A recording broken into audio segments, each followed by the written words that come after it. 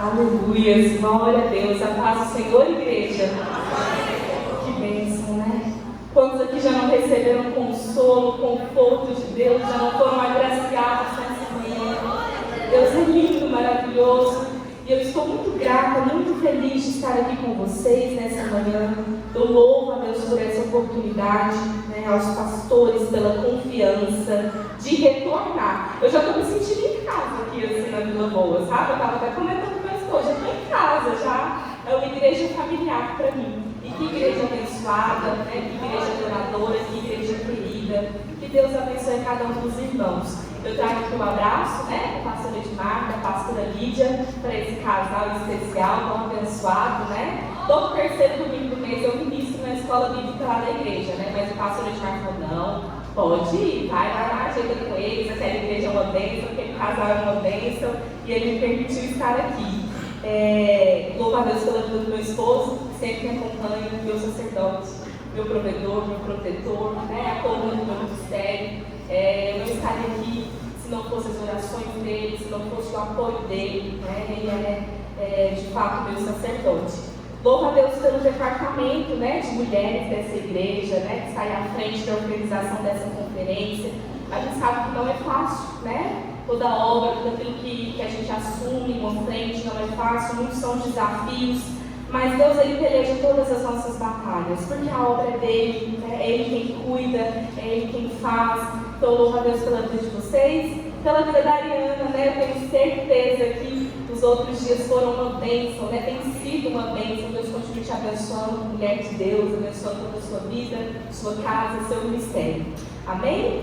E nesta manhã o Senhor também tem uma palavra para os nossos corações. Eu te convido a abrir a sua Bíblia no livro de Provérbios, no capítulo 4. Provérbios, capítulo 4. Nós estaremos lendo apenas um versículo, verso 23.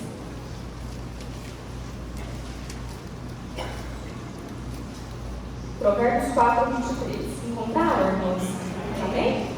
A palavra de Deus diz assim: sobre tudo o que se deve guardar, guarda o teu coração, porque dele procedem as saídas da vida. Repita comigo: guarda o teu coração. Feche os seus olhos. Senhor meu Deus, nós queremos te louvar, te bendizer. Deus, nós estamos aqui prestando o nosso culto a ti, pois nós reconhecemos quem o Senhor é. Nós reconhecemos que o Senhor é digno de toda honra, de toda glória. Nós já te louvamos com as nossas adorações, com os nossos cânticos, com as nossas ofertas. E neste momento, Senhor, nós queremos ouvir o Senhor falar no nosso coração. Ó Deus, nós cremos no poder dessa palavra. Ó Deus, nós cremos que essa palavra, ela é penetrante, ela toca a nossa vida. Ela é capaz, ó Deus, de transformar o mais íntimo do nosso ser. Ó Deus, e nós cremos que o Senhor é um Deus zeloso com a tua igreja, é um Deus cuidadoso com a tua obra. E o Senhor nunca nos despede vazios. Por isso eu te peço, Senhor, não por quem nós somos, porque nós não somos dignos, nós somos miseráveis, mas mediante a tua graça e a tua misericórdia, fala conosco nesta manhã, alimenta a nossa alma, Senhor, sacia a nossa sede, fala com o teu povo, Jesus, e que esta palavra venha trazer edificação, fortalecimento e crescimento para a tua igreja. Esta é a minha oração, e eu te dou graças e te glorifico, em nome de Jesus. Amém. Podeis sentar, glorificando, exaltando, bendizendo o nome do Senhor. Só vou colocar aqui a água, está seco, né, gente? A umidade, esse tempo está quente, a gente tem que se hidratar bastante. Aleluia. Segredos do coração, né? É o tema dessa conferência. E a palavra que o Senhor trouxe a mim, que eu vou compartilhar com os irmãos nesta manhã, vai nessa direção. Nós vamos falar sobre isso, sobre o coração. E aqui eu li com vocês uma passagem do livro de Provérbios, né? Provérbios faz parte dos livros poéticos da Bíblia. E o livro de Provérbios, os irmãos que já têm mais familiaridade, né? Às vezes tem irmãos aqui que foram convidados, são novos convertidos, mas os irmãos que já têm mais tempo, né, de vida cristã, sabem que o livro de Provérbios, ele é um compilado, né, um conjunto de provérbios que dão orientações, instruções para que a gente tenha uma vida sábia, para que a gente tenha uma vida, uma conduta com mais sabedoria. Então, o livro de Provérbios, ele é um livro, sapiencial. É como se fosse a biblioteca da sabedoria dos israelitas.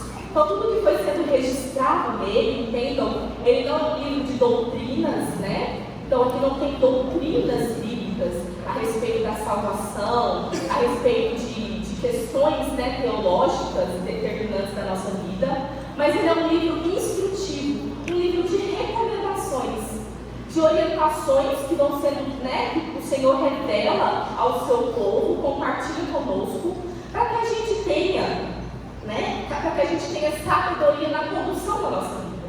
E o livro de Provérbios, ele trata de diferentes aspectos, diferentes áreas da nossa vida, da natureza humana, do nosso relacionamento com Deus, do nosso relacionamento com o nosso próximo, da nossa condução dentro da nossa casa. É cheio de recomendações. E todas essas recomendações, elas vêm para nos ajudar a viver melhor.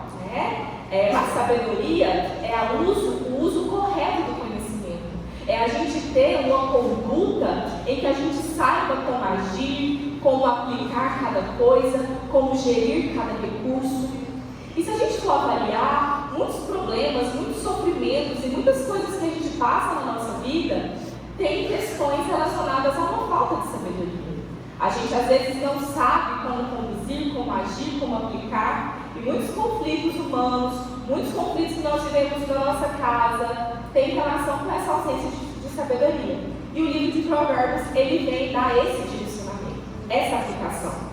E aí, quando a gente pensa em viver bem, todos nós queremos viver bem, não é verdade, irmãos? Ou tem alguém aqui, não sei, vai entender que é meio masoquista, então eu gosto do sofrimento, eu gosto de luta mesmo, Não, geralmente nós queremos viver uma vida de paz, uma vida de tranquilidade, todos buscam isso. Nós queremos ter uma boa vida.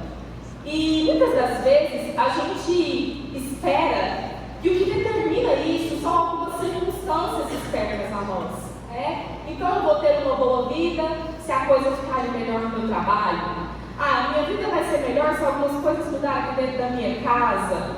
Ou uma vida mais tranquila, uma vida melhor depende do contexto do meu país, depende das circunstâncias políticas, depende. Muitas vezes a gente cria expectativas sobre tantas coisas em tantas áreas. Mas olha que interessante o que nós lemos aqui. Aqui está dizendo que o que determina a nossa vida está dentro de nós, é o nosso coração. Não foi isso que a gente leu? Que do nosso coração depende toda a nossa vida, que do nosso coração procede as saídas da vida. Então a palavra de Deus está nos dizendo que aquilo que é mais importante, aquilo que mais determina a sua vida, a sua caminhada, como você tem conduzido, como você tem vivido, é o seu coração. É o seu coração. E é por isso que nós vamos falar sobre o coração nessa manhã. Nós precisamos entender o que a palavra de Deus quer nos dizer com isso, porque é muito importante. Se isso depende da minha vida, nossa, isso é muito importante. Eu preciso entender o que a Bíblia quer nos revelar sobre isso. E quando nós falamos a palavra coração, a gente sabe que no sentido humano mais literal, o coração é um órgão, não é verdade? Um órgão faz parte do nosso corpo, do nosso sistema circulatório, um músculo aí potente que pela graça de Deus ele nos mantém vivo, bombeia aí, bate 70 vezes aproximadamente por minuto para manter todo o nosso sistema oxigenado, circulando aí vivo, ativo. Só que ao longo da história, irmãos, a palavra coração ela também ganhou um significado diferente, que os irmãos sabem. Então, desde a antiguidade, os filósofos lá, os gregos, eles estudavam os comportamentos do homem e eles fizeram uma certa divisão. Então, Descartes dividiu a mente e corpo. A mente, essa parte mais racional, mais fria, ligada ao cérebro, e o coração, como quando a gente tem as experiências emocionais, o nosso coração tem um sistema adrenérgico que libera hormônios e faz o coração disparar, a gente ligou essa parte afetiva ao coração. E assim ficou feito, né? O coração se tornou a sede das nossas emoções, das nossas vontades, das nossas vivências. E a gente usa o termo nesse sentido, né? Nossa, estou com o coração apertado. Nossa, fulano machucou meu coração. Né? Nossa, estou com o coração aflito. E o coração adquiriu essa simbologia. E na palavra de Deus não é diferente. Essa palavra, né, coração no hebraico, é leve. E ela foi sendo usada com esse sentido. Então, aqui quando nós usamos o termo coração, nós estamos falando do centro da atividade humana, né? De tudo que compõe o nosso ser interior. Um coração no sentido que é a sede das nossas emoções, das nossas vontades, dos nossos desejos, né? Um coração que é o lugar onde surgem, né, os nossos pensamentos, os nossos projetos. Então é nesse sentido que a palavra coração vai sendo utilizada. E aí quando nós pensamos nesse ser interior, nós temos que entender que esse ser interior, ele foi criado por Deus. Nós funcionamos dessa forma porque Deus quis assim. Deus criou o homem assim. Né? E aí quando nós vamos entrar mesmo na teoria para entender esse processo da criação, a gente entende que nós temos um Deus triuno, né? Um Deus Pai, Filho e Espírito Santo, e que criou o homem também dessa forma tricotômica, né? Então lá em Gênesis, quando a palavra de Deus nos diz: façamos o homem a nossa imagem e semelhança, e do pó da terra Deus molda corpo, matéria, Deus sopra fôlego de vida, traz espírito de vida e dá a capacidade de termos uma alma vivente que vai se relacionar uns com os outros, que vai se relacionar com Ele. Então o homem, ele tem corpo, ele tem alma e ele tem espírito. Né? Nós temos uma matéria, mas nós temos também um espírito que nos vivifica e temos uma alma que vai sendo construída e constituída nos nossos relacionamentos, né? Que abriga todas as nossas emoções, pensamentos e ações. C.S. Lewis tem uma frase que diz assim: nós somos um espírito que possui uma alma e habita um corpo. Ou seja, primariamente nós somos um espírito, porque o espírito é Deus que soprou sobre nós, é a nossa essência. Tem uma frase que eu gosto muito que diz assim: nós não somos seres terrenos vivendo uma vida espiritual. Isso inverte bastante a ordem, né, da prioridade. Nós somos seres espirituais vivendo uma vida terrena. Então, antes de tudo, nós somos seres espirituais. Essa é a essência da nossa vida. Mas Deus, Ele nos permite nos conectarmos uns com os outros. E assim que nós aprendemos e nos desenvolvemos, não é? Uma criancinha chega, mas ela vai ter que entrar em contato com o outro para falar, para aprender, para andar. E nesse processo, a alma dela vai sendo marcada por uma série de experiências. E isso vai constituindo a forma como ela pensa, a forma como ela sente, a sua personalidade, as suas características, o seu caráter. E assim somos nós. Mas aí, irmãos, nós temos um probleminha. Qual é o probleminha? A queda, né? Deus cria esse homem, né, triuno, integrado, mas a gente sabe que o pecado adentrou o mundo. E com a queda original, com o pecado original, o homem, ele se tornou fragmentado, ele foi deturpado. O pecado, ele distorce, ele quebra, ele fratura aquilo que Deus criou para que o homem fosse. E ele nos afasta desse projeto original que Deus fez. E quando nós pensamos no pecado que afeta todos nós, porque é isso que a palavra de Deus nos diz, que o mundo jaz no maligno, que todos pecaram, todos foram destituídos, o pecado, ele afetou essas áreas da nossa vida. Ele afetou o nosso corpo, o nosso espírito, a nossa alma. Ele trouxe deturpação nisso. E ele, então, é aquilo que nos afasta de Deus, nos afasta de viver o que Deus tem para nós. E é justamente diante dessa realidade que a gente vai entendendo que nós então temos questões para trabalhar e para resolver nessas áreas da nossa vida. Porque nós temos uma natureza pecaminosa que nos aflige e que gera consequências. E a Bíblia nos fala que a consequência do pecado é dor. O salário do pecado é morte, é morte espiritual, é morte da nossa alma. Afeta a nossa vida, nos macula, né? Nos empobrece. E essa é a realidade que nós precisamos entender. E aí Spurgeon, ele tem a seguinte frase, olha só, preste atenção. Olha o que o Spurgeon diz. A salvação é Deus nos tirando da lama, mas a santificação é Deus tirando a lama de nós. E aí olha só como é interessante nós entendermos isso. Porque a salvação, quando nós vamos à palavra de Deus, a gente entende a salvação enquanto um ato gracioso, um ato que está para além da nossa capacidade, não é nosso mérito. É Deus nos amando enquanto nós ainda éramos pecadores.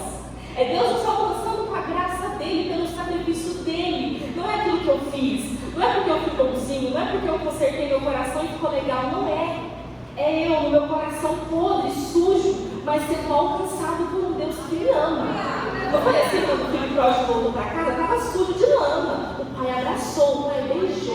Isso é salvação. E é um ato direto, instantâneo. Um ato da graça de Deus, da bondade, da misericórdia dele. Glória a Deus por termos sido alcançados por essa graça.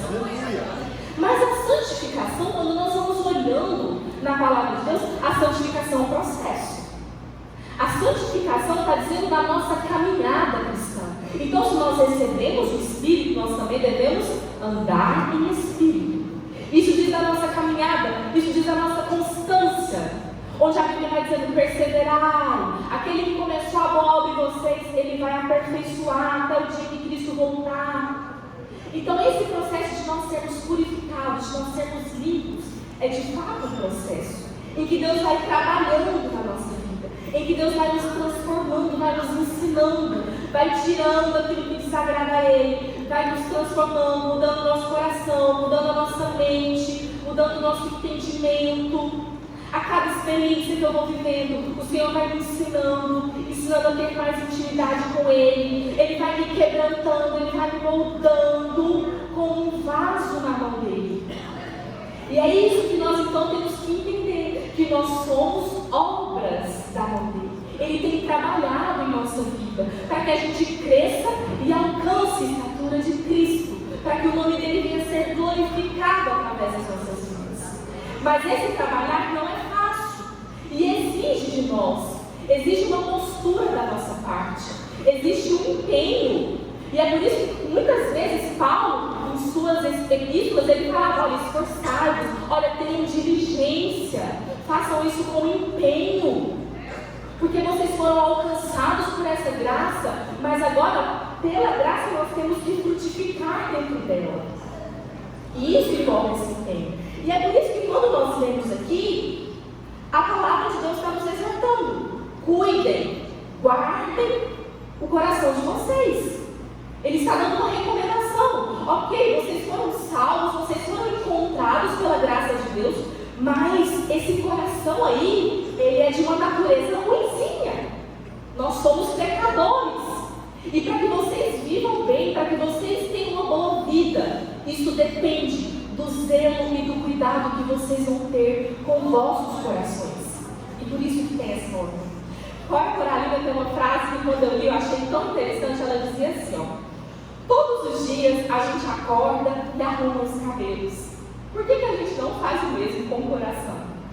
E é interessante a gente pensar isso, né? Porque a gente é realmente preocupado com tantas coisas. E a gente acorda pela manhã, a gente escova os dentes, arruma, cuida da nossa aparência, garante lá o Rexona, né? Para não ter problemas, tá arrumadinho, alinhadinho.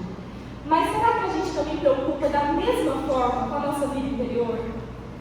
Será que a gente levanta pela manhã, olha no espelho e fala assim: como é que eu posso ser um cristão melhor hoje?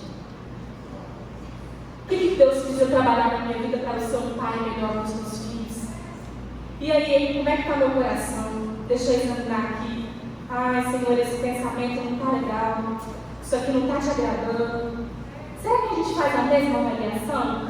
A mesma faxina que a gente dá na nossa casa para organizar os armários, as coisas.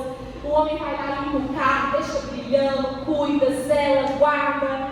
Será que nós temos o mesmo zelo e o mesmo cuidado com o nosso coração? Com aquilo que ocupa a nossa mente, os nossos pensamentos, com aquilo que nós estamos sentindo, com as nossas vontades. A Bíblia diz que nós precisamos ter. A Bíblia diz que o principal é o nosso interior.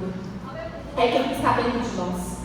O comportamento, ele inclusive é consequência disso que está dentro de nós.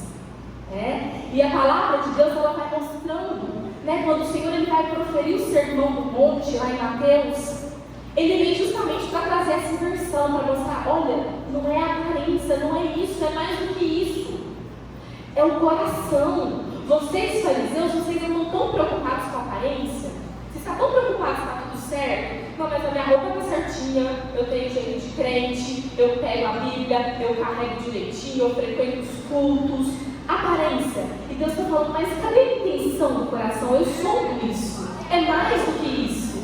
Por isso Deus, quando Ele profere esse sermão, Ele não só cumpre a lei, mas Ele vai além dela, porque Ele diz, olha, não é só sobre não adulterarás.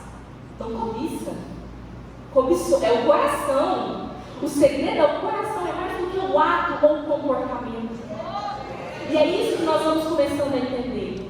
Porque nós temos ainda certo controle sobre o comportamento, nós filtramos o que nós demonstramos com as nossas atitudes. Para a psicologia, o comportamento, ele é como se fosse, vamos pensar a ideia de um iceberg, de um iceberg. Lembra lá do Titanic? Todo mundo já assistiu esse filme, irmãos? E aí tem lá aquelas calotas de gelo. A parte aparente do iceberg, a parte que se mostra, ela é muito pequenininha em relação ao todo, não é verdade? É só uns 20% ali da camada de gelo. Por baixo tem muito mais.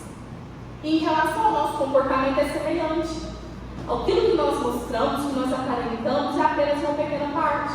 Porque todos esses comportamentos, ele tem motivações e intenções muito mais profundas.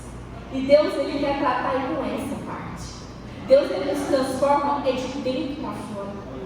Não que o nosso comportamento não importa. Não que a aparência não importa, Tem pessoas que usam tão distorcido aquele versículo lá de Samuel, Deus não vê como o homem vê, o homem vê a aparência, mas Deus vê o coração. Não que a aparência não importa, mas é porque a aparência é consequência do coração. Então não adianta eu mudar a casca se o coração está apodrecido. Mas se eu tenho um coração saudável, consequentemente a aparência será saudável. Olha o que a palavra de Deus nos diz em Provérbios 27. Assim como a água reflete o rosto, o coração reflete quem somos. E a Bíblia tem outra série de versículos, A boca diz o que está cheio, o coração. Então Deus está nos dizendo, o segredo é o nosso interior, como ele está. E aí quando nós caminhamos aqui nesse entendimento dessa palavra, a gente entende que por mais que a gente não queira entrar em contato com isso, que a gente não cuide, que a gente às vezes se preocupa mais com a aparência, porque com ela dá para a gente controlar, dá para a gente enganar, nós servimos a um Deus que conhece o nosso coração. Dele não tem como a gente esconder. A gente esconde do nosso próximo, a gente esconde do nosso chefe, do nosso pastor, dos nossos pais. A gente pode omitir de muitas pessoas, mas o Senhor não. A palavra de Deus diz que Ele sonda o nosso coração. A sonda, é um instrumento que era utilizado nesses tempos. Eles colocavam uma pedrinha, como se fosse um anzol profundo, e que ela alcançava regiões profundas do mar, uma sonda. E é isso que o Senhor faz com a nossa vida. Ele conhece o nosso coração por inteiro. Não há nada que saia oculto dele, irmão. Não há um pensamento, uma intenção, uma motivação que o Senhor não saiba. Na verdade, Ele nos conhece melhor que nós mesmos. A palavra nem chegou à boca, mas o Senhor já conhece. O Senhor já sabe. E é por isso que o salmista escreveu: sonda, Senhor, o meu coração. Senhor, o Senhor conhece o meu coração. Conhece os meus pensamentos, prova eles, ó Deus.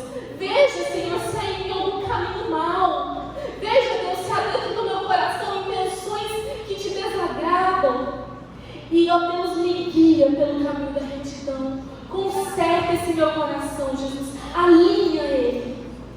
É isso que o salmista faz. E aí eu te pergunto, diante da realidade de que Deus conhece com totalidade e com profundeza o teu coração, isso te assusta? Ou isso te conforta, isso te consola? É difícil a gente pensar nisso, né?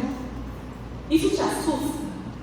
Porque se nos assusta, é porque a gente está tentando fazer uma coisa impossível, a gente está tentando enganar Deus. Se a gente se assusta diante do fato de que Deus nos conhece por inteiro, é porque a gente às vezes vai levando a vida na superficialidade, mantendo a aparência, achando que está tudo certo. Daí eu penso, gente, eu posso enganar qualquer um, mas Deus eu não engano. Ele sabe. Ele sabe a intenção real, Ele sabe desse pensamento, Ele sabe dessa emoção, desse impulso, Ele sabe. Então isso pode me deixar assustado. Mas se eu me sinto confortado e consolado, não é porque eu tenho um coração perfeito, mas é porque eu entendo que esse mesmo Deus que me conhece no meu mais profundo, Ele está disposto a cuidar e a tratar do meu coração. Eu reconheço as minhas fraquezas, as minhas mazelas, e eu coloco ela aos pés da cruz. Eu entendo que Deus, Ele trata com aqueles de coração quebrantado, que Ele não retira da presença dEle um coração contrito, ou seja, um coração consciente de arrependimento. É quando eu entendo o coração que eu tenho, é quando eu falo, Senhor, de mim não tem nada bom mesmo não. Eu até às vezes tento manter a aparência, eu até às vezes tento manter ali a imagem, mas Senhor, eu penso assim às vezes, o sentimento às vezes é ruim, a palavra é negativa, o que está dentro de mim não é bom. Consciência de arrependimento, um coração quebrantado, é um coração disponível a ser tratado, é um coração que reconhece que é pecador e que necessariamente precisa de um Deus salvador, de um Deus que nos transforma todos os dias. Segredos do coração, não há segredos para o nosso Deus. Pode existir para nós, uns para os outros, mas para Deus não há. Deus conhece o nosso coração por inteiro. E nesta manhã nós queremos ofertar os nossos corações a Ele, dizendo, Senhor, é desse jeito mesmo, é falho, é capenga, muitas vezes errante, mas carente da Tua graça, carente da Tua presença, carente da Tua operação. Então trabalha no mais íntimo e no mais profundo dos nossos seres. Transforma-nos de dentro para fora, Senhor. Que essa seja a nossa oração. Deus, Ele deseja tratar o nosso coração, porque Ele nos ama, e Ele nos ama por inteiro. Ele nos ama como nós somos, e Ele nos recusa a nos deixar como somos, justamente por nos amar. Nos chama como pecadores, mas fala, você pode ser muito melhor que isso. Vem cá experimentar a minha graça, eu tenho muito mais para você.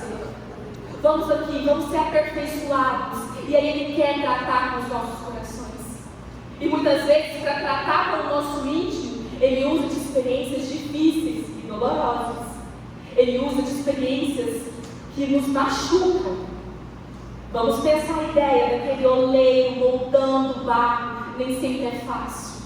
Nem sempre é fácil. Nós cantamos aqui. A gente aprendeu muitas coisas. Foi descendo, foi sofrendo, foi doendo. Para que eu diminua e para que o Senhor cresça. A gente não quer passar pelo processo, pela dor, mas que nesta manhã o Senhor nos ajude a enxergar com os olhos espirituais, a enxergar que não é só sobre a aparência daquilo que nós temos ou conquistamos, que tem coisas que valem muito mais. Às vezes eu posso ter perdido aos olhos do mundo, mas eu tenho ganhado espiritualmente. Deus tem me feito um homem mais valoroso, Deus tem me feito uma mulher de mais fé, de mais oração. Então as experiências, elas não nos matam, elas nos ensinam, elas tratam com o nosso coração. Eu não sei qual é a experiência que tem te arrochado, te apertado, mas nesta manhã peça discernimento espiritual e entenda o que Deus tem trabalhado no seu íntimo, o que Ele tem buscado trabalhar no seu coração.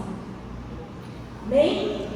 E aí, dentre as coisas que o Senhor, Ele trabalha no nosso coração, e aí eu fui aqui organizando a palavra que o Senhor foi colocando, porque nós estamos aqui falando desse coração. O que está neste coração? O que procede dele geralmente? Quais são as coisas que preenchem o nosso coração? Eu coloquei o coração como a sede dos nossos desejos, impulsos, das nossas emoções e das nossas paixões. E como o Espírito Santo de Deus, ele quer trabalhar nessas áreas do nosso coração. Quando eu coloco o coração, né, como fonte dos nossos desejos, dos nossos anseios, essas coisas partem do coração, aqui a gente fica atento porque se é um coração caído, um coração pecador, a gente vai entendendo que toda fonte de erro, de pecado, parte do nosso coração. É isso que a palavra nos diz em Mateus, no capítulo 15, do verso 18 ao 19. O que sai da boca sempre vem do coração. E é isso que contamina o homem. Porque do coração procedem os maus desígnios, os homicídios, os adultérios, os furtos, prostituição, falso testemunho, blasfêmias. Então aqui, a palavra de Deus está nos ensinando que o pecado, ele parte da onde? Do coração. E aí por quê? Olha que interessante, olha, a sua vida depende disso, guarda, zela, cuida. E é tão interessante, sabe por quê, irmãos? A gente sempre acha que o inimigo é externo. A gente sempre acha que o que vai mudar a nossa vida é uma transformação externa, é alguma coisa de fora.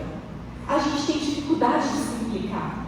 A gente sempre acha que o mal é o outro, se não fosse esse levante, essa dificuldade, essa provação. A gente às vezes esquece que o inimigo pode ser nós mesmos. Às vezes, com as nossas próprias mãos, a gente se coloca numa vida de fadiga, de aflição, de dificuldade, porque é parte de nós mesmos, do nosso coração. E nós precisamos entender isso, autoconhecimento. As coisas que eu tenho vivido, a forma como eu tenho conduzido. Tem um ditado que eu gosto, fala, olha, quem semeia vento, colhe o quê? Colhe tempestade. Então, certamente, um coração tendencioso ao pecado está suscetível a cometer muitos erros que trarão consequências negativas. Espírito Santo nos dê discernimento. Nos dê discernimento, nos ajuda a nos responsabilizarmos. Que a gente não viva a vida achando que sempre o problema está fora. O problema é o trabalho, é meu patrão, é o fulano que não me entende, é essa liderança, é essa gestão, é esse político, é esse governo. Porque se a gente fica sempre colocando tudo fora, a gente assume o papel de vítima. Eu não vou transformar. Eu não vou me permitir ser trabalhado. Então, Senhor, peraí, eu vou me colocar à frente. Eu também sou ruim. O que eu preciso mudar aqui? O que não está legal dentro aqui do meu coração, dentro da minha vida? E aí, quando nós vamos entendendo que esses desejos, esses impulsos partem do coração, a palavra de Deus ela nos exorta que é possível fazer diferente. Quando eu disse que Deus, ele trata, ele cuida, é um coração pecaminoso, é um coração adoecido, mas é um Deus zeloso que quer tratar com ele. Deus nos dá capacidade, nos habilita e nos dá recurso para isso. E aí uma coisa interessante a gente pensar. Entre tudo que está no nosso coração, desejos, impulsos, pensamentos, e entre a nossa ação, nosso comportamento, falas, atitudes, decisões, não existe uma lacuna. O Senhor permitiu que fosse assim. Dentro da psicologia, nós chamamos isso de controle inibitório. Sabe quando você brinca com uma criança de morto-vivo? Né? Ela está ali brincando, a gente está estimulando essa função, o controle inibitório. A capacidade que a gente tem de, antes de agir, processar o que a gente vai fazer. Então, para brincar de morto-vivo, tem que fazer isso, não tem? Peraí, eu tenho que discriminar a palavra que foi dita antes de eu decidir se eu vou ficar em pé ou agachado. O Senhor, ele nos criou assim, porque eu creio que o Senhor fez nosso cérebro. A neurociência está descobrindo o que Deus fez. Né? A boa ciência sempre revela a Deus. É Ele que fez esse organismo. Ele que nos deu essa capacidade. Então não é assim, pensei e falei. A gente tem essa capacidade. Não é desejei e fiz.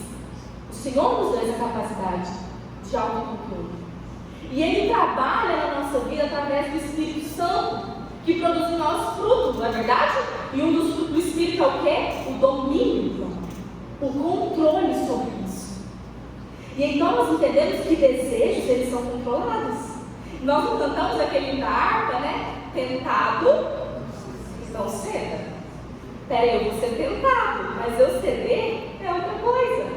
Eu posso até ser tentado a fazer algo, fazer algo corrupto, a fazer uma atitude errada na minha casa. tentações sexuais, né, que a gente vive de tantas formas, principalmente na nossa juventude. Agora, eu ceder é outra coisa, é diferente. E é tão interessante, olha só esse dado. As neurociências, os estudos, né, da neurociência, vai mostrar que a duração, sabe, quanto tempo dura um desejo muito intenso do ser humano? Uma vontade muito intensa. Ela dura no máximo 5 minutos. Olha que interessante. Tipo, estou com muita vontade, nossa, muita vontade, sei lá, de comer um certo alimento, né, de fazer alguma coisa. Se você conseguir se distrair, se desligar dessa vontade, a intensidade dela dura por 5 minutos. É incrível, né? Como o Senhor nos habilita a vencer. É por isso que Ele escreveu na palavra: resistir o mal e Ele fugirá de você. Resiste, suporta, é possível vencer. Deus, Ele nos dá as armas que nós precisamos. Ele nos dá uma estrutura biológica que Ele criou, que é capaz, e Ele nos dá força espiritual para vencer. Nós podemos controlar a forma como nós alimentamos esse coração, porque se tudo parte desse coração, esses desejos, esses impulsos, nós temos que observar a forma como nós alimentamos esse coração. Como é que vem entrada as informações? Pelos nossos órgãos do sentido, aquilo que eu vejo, aquilo que eu ouço, isso vai alimentando o meu coração. Jovem, o que você lê? A maior parte do tempo, o que você passa assistindo, o que você passa vendo? Isso vai direto no nosso coração. E é por isso que Paulo escreveu aos Filipenses: olha, tudo que é bom, tudo que é agradável, tudo que é puro, nisto pensai. Ocupem os seus pensamentos com isso. Então nós temos que estar atentos. A gente fica preocupado com o que come, né? Quem tem intolerância à lactose está sempre vigilante. Nós não podemos comer isso, vai fazer mal. Diabéticos, a gente fica atento. E como você alimenta a sua alma? Você se preocupa? A forma como você tem jogado as coisas para o seu coração? Você se preocupa? Quando você passa a semana, você para observar o que ocupou a minha mente essa semana? O que ocupou o meu coração? Do que eu tenho me alimentado?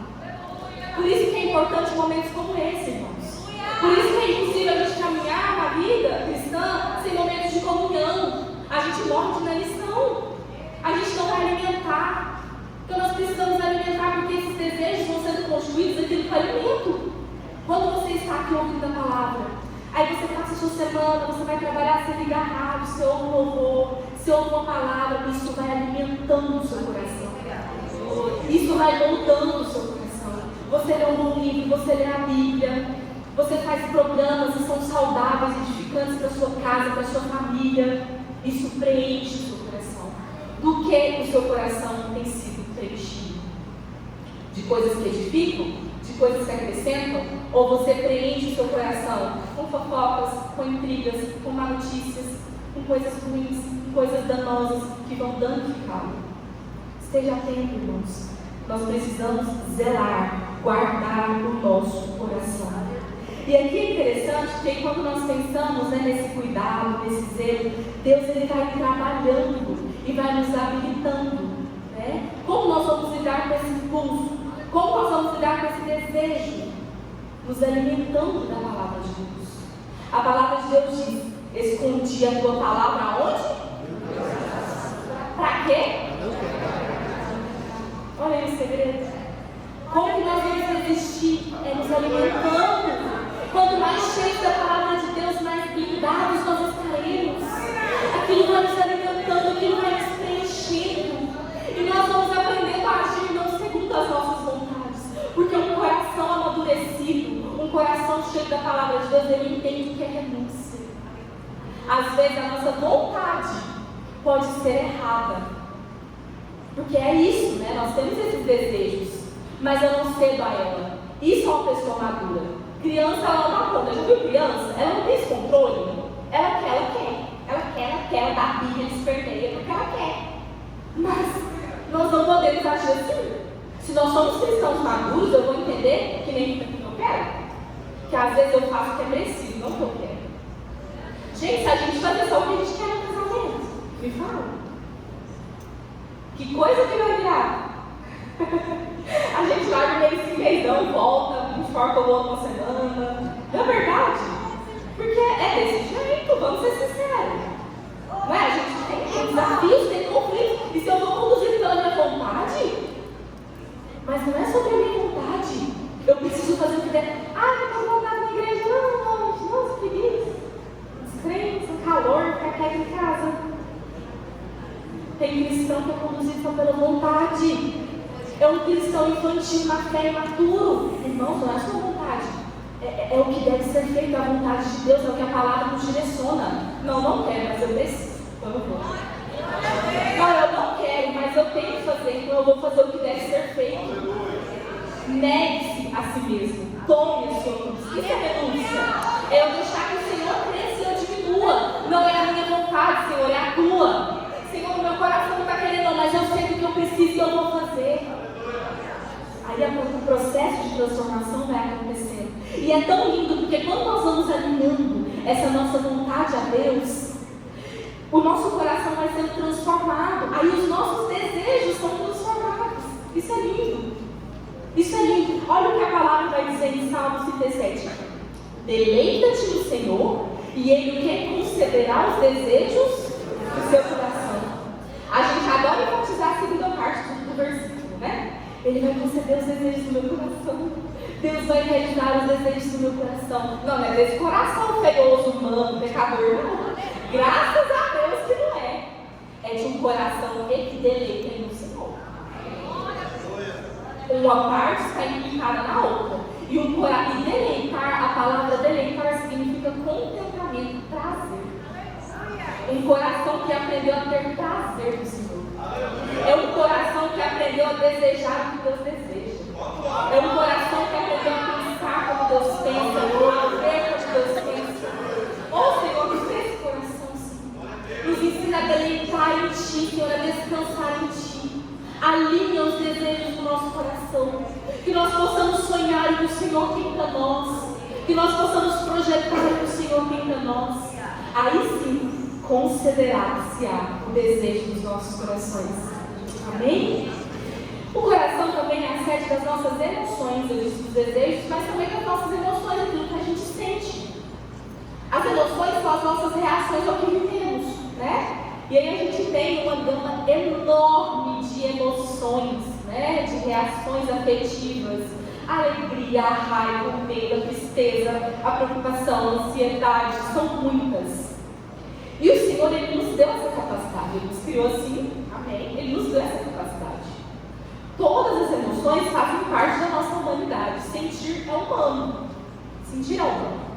Mas agora, dentro de um coração pecaminoso, a gente tem que entender que essas emoções também precisam ser tratadas e transformadas. E nós precisamos saber lidar com essas emoções. Sentir é humano. Mas como eu vou lidar com essas emoções? Como eu vou reagir a cada uma dessas emoções? O Senhor tem uma palavra instrutiva para nós sobre como reagirmos. Então todos aqui nessa igreja sentiu uma série de emoções. Agora, como cada um reagiu a elas, é onde nós temos que observar. Porque nós não podemos conduzir do nosso próprio modo. Não é isso que a palavra está nos dizendo aqui nessa manhã?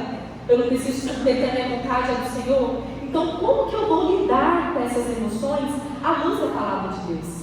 E aí a gente vai pensando, né? A raiva.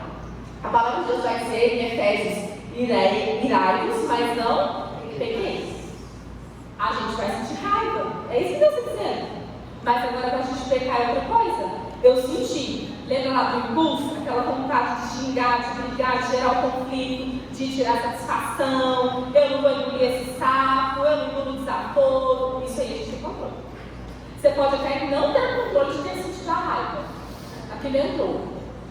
Mas passou um tempinho, respirou, não já nem aquelas técnicas mesmo, né? Respirou, contou até 10, esfriou a cabeça, vai passar.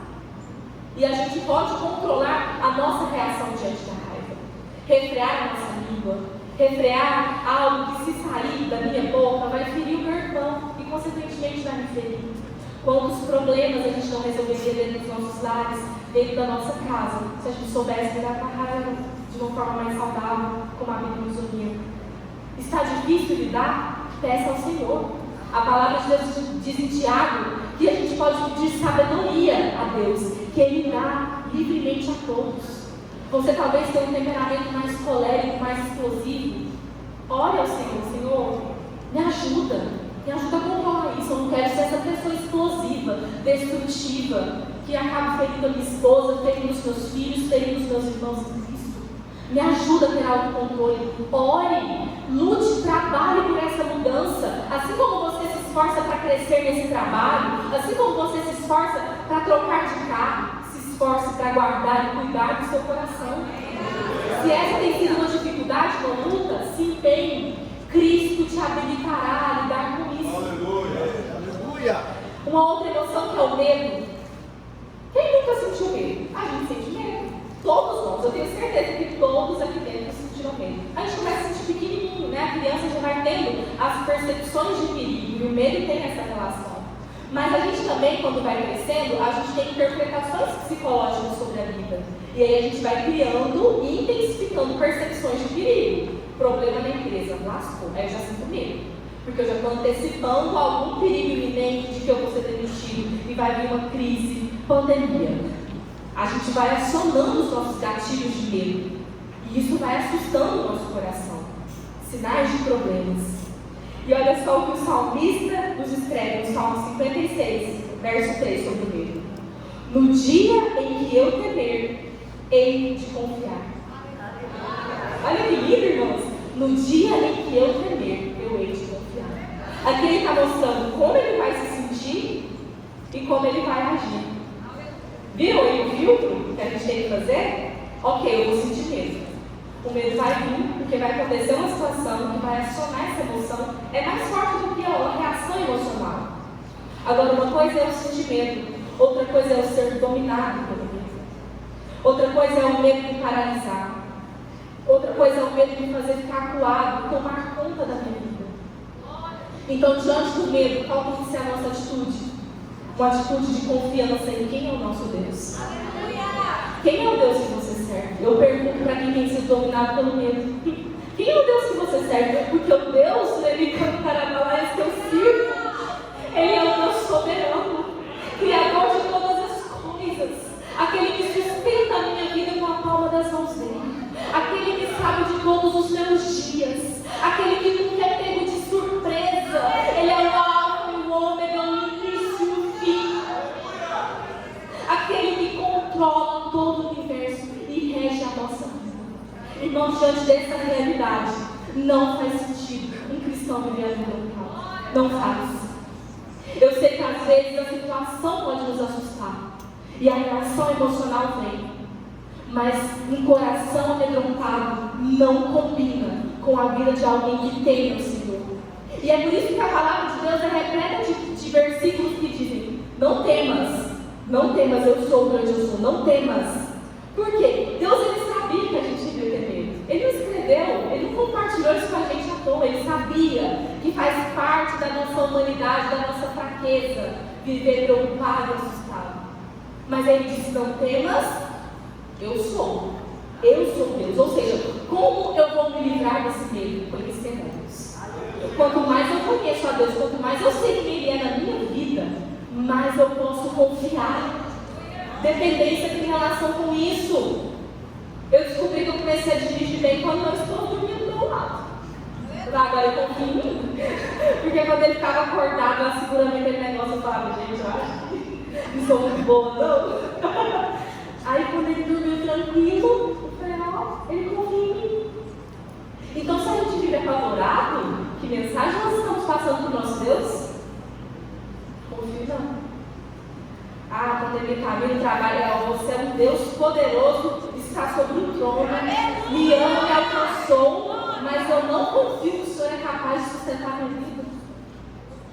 Eu não confio que o Senhor é capaz de resolver esse problema. Ai, como somos falhos, né, irmãos? Quando a gente se deixa ser dominado pelo medo, como nos falta fé. Mas que nessa manhã o Espírito Santo trabalhe nos nossos corações. E que a gente possa sair com o nosso coração confiante, descansado. Descansa. Não importa o tamanho da onda, da tempestade, Ele é o Criador do mar. Não importa, Ele sustenta as nossas vidas. No dia em que eu temer, eu hei de confiar. E o mesmo vale para as preocupações. Não é isso? Eu estava falando, me lembrei do versículo, né? Não andeis ansiosos.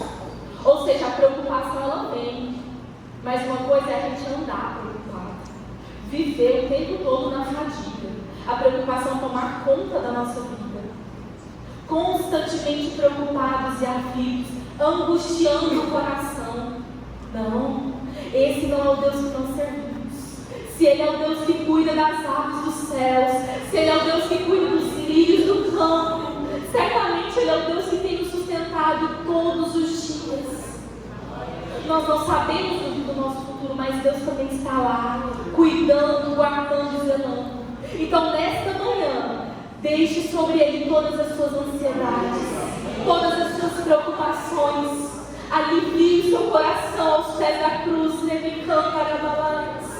Espírito Santo de Deus, aonde está um coração, Jesus, raivoso, um coração aflito, preocupado, ansioso, que Ele encontre agora a revelação de quem o Senhor é na vida dele.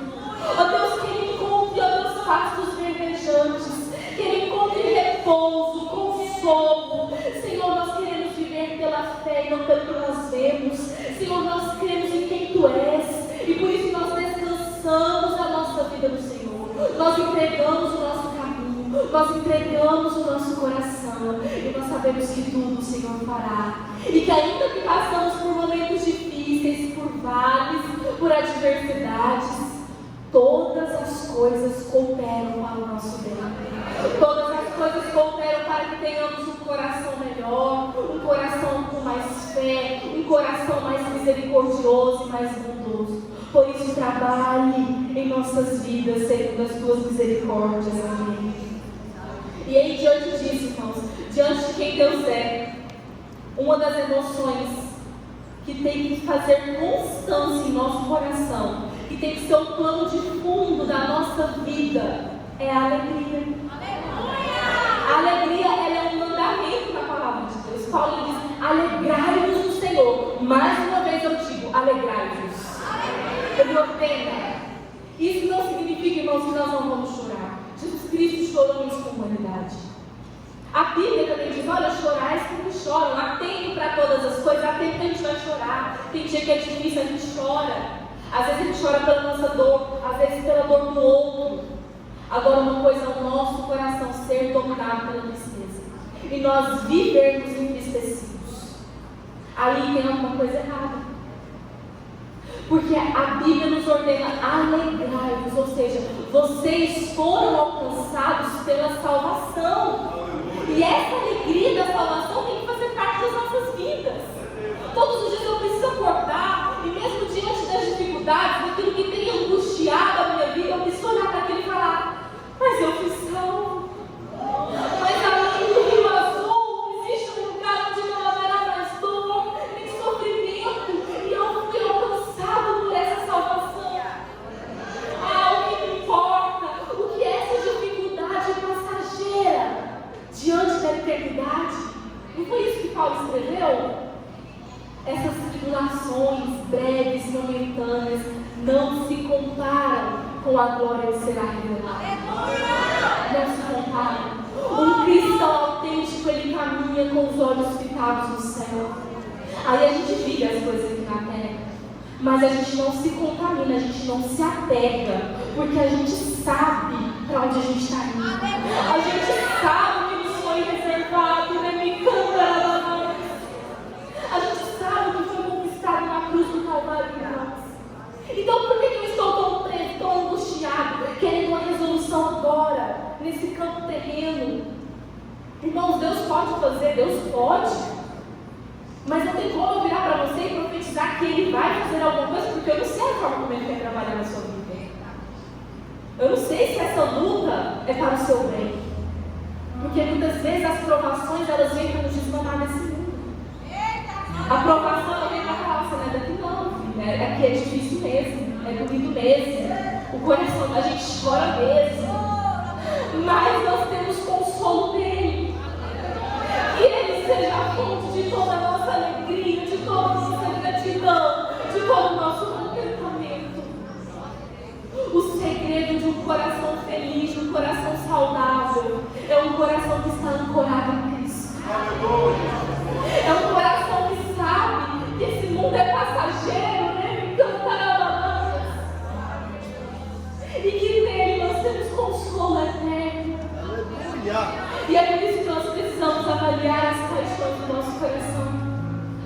prioridade do nosso coração. Nós falamos dos desejos, falamos das emoções, mas o nosso coração, ele se vincula afetivamente a algo. Nosso coração tem trono.